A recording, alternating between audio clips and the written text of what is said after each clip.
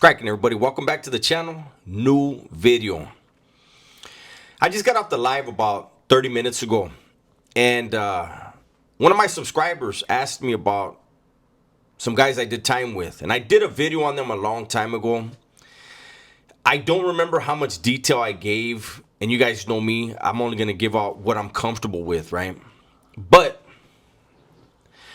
I want to tell a story of some of the Italian wise guys that I did time with in New Folsom in the 90s.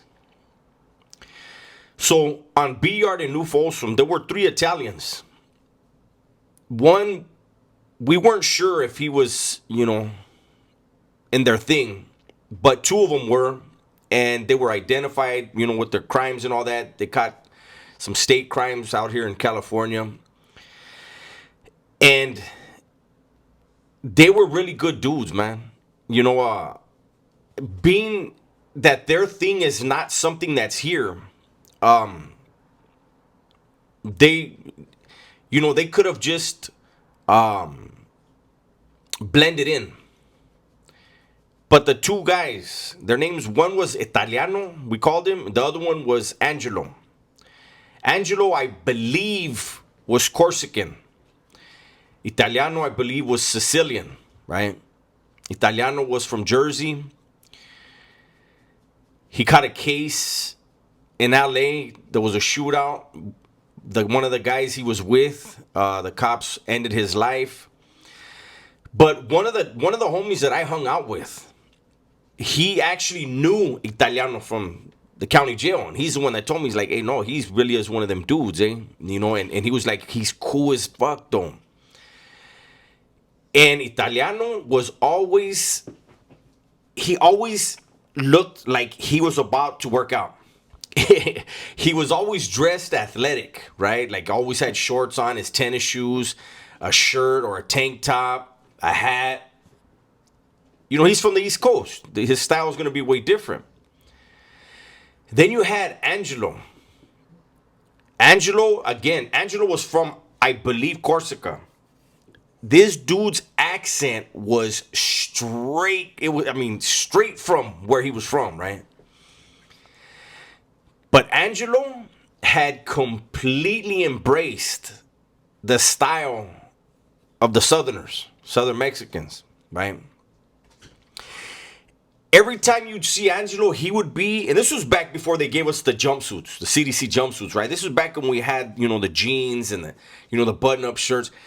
Angelo always had the baby cuffs on his pants, creased up, 3/4 sleeves with baby cuffs on his shirts. Always sharp, man. He looked like a Southerner. And I remember the first time I ever saw him, we took a lap and we went down to the canteen building. And he was standing in front of the canteen building, and the way he was dressed, like I said, he looked like a Southerner, right? So we're looking. And he had a leather wallet. And he cracks the leather wallet open. And he talked with that Italian, that Corsican accent, thick. And he asked us if we wanted a frajo. His wallet was lined with already rolled cigarettes of Bugler, right? And back then I still smoked. This was like 1995. So I was like, yeah, what's your name? And I met him. And then Italiano was right there, and he's like, yeah, this is my people right here. And these 2 dudes were so laid back. And then they had the 3rd guy, the youngster, right, that was always with them. And if I remember correctly, Angelo and the youngster were cellies. I want to say they were in like 5 block. Italiano was in 3 building, A section. And if I remember correctly, he was actually cellies with a Southerner. And because everybody really liked Italiano, because there were homies on the yard that were with him in the county when he was fighting his case, he had a lot of love from the Southerners. And the Southerners were like, they didn't tell him, but it was known like, hey, keep an eye on them dudes, eh? Make sure they're all right. Because they didn't bother anybody. So it was basically the Southerners were saying, not going to let nobody just push up on these guys. And nobody ever did.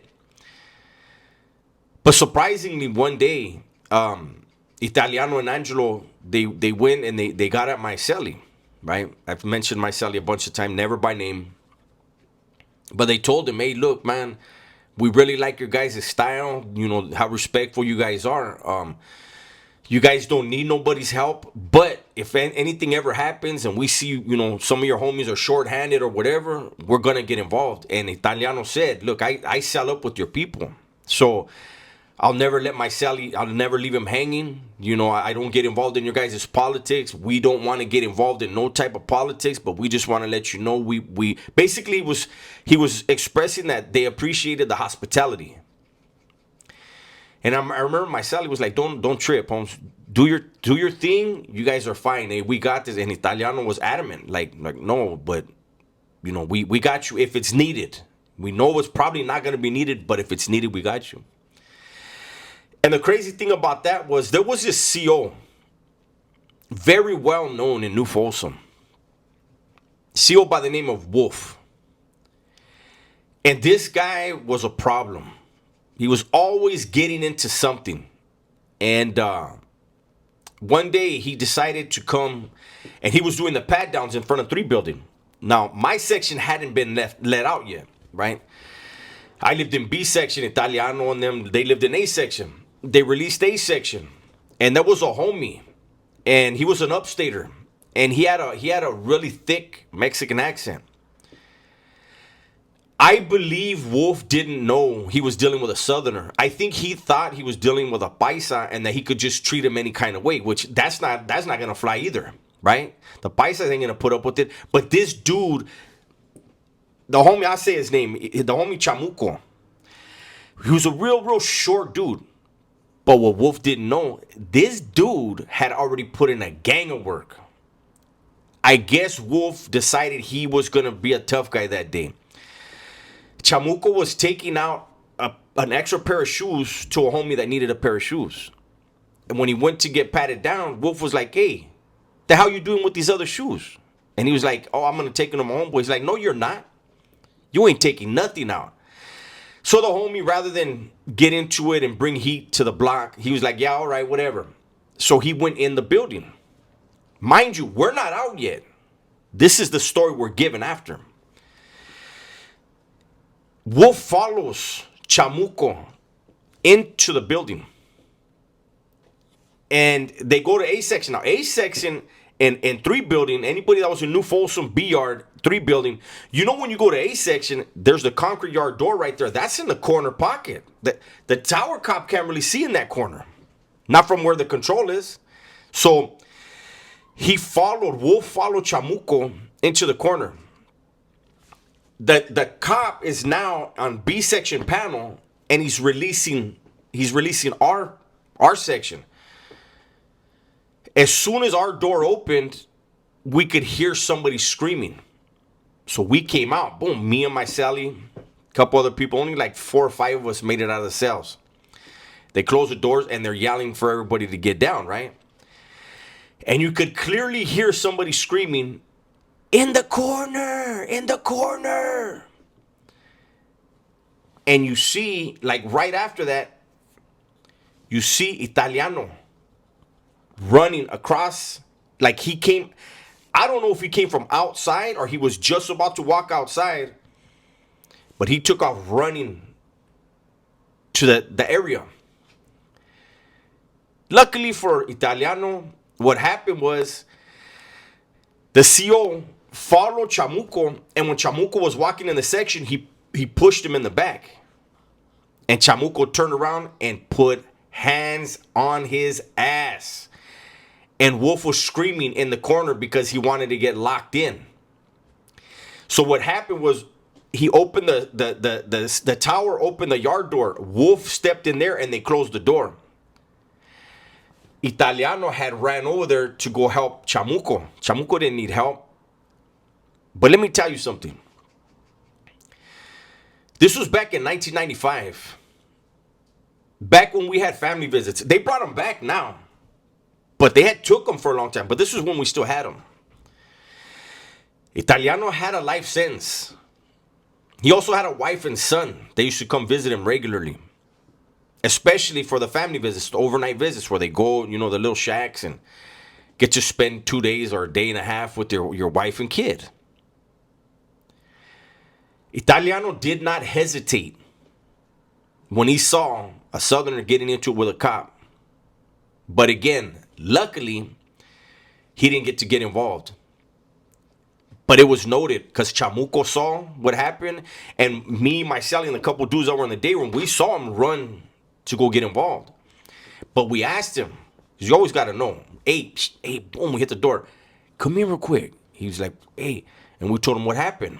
And he said, Wolf tried to punk Chamuco, and Chamuco fucked him up. And so we were like, hey, kick it, fool. Just like, don't even trip on him. But that incident right there earned Italiano a lot of respect and a special place. Because again, he's not involved. He's not obligated.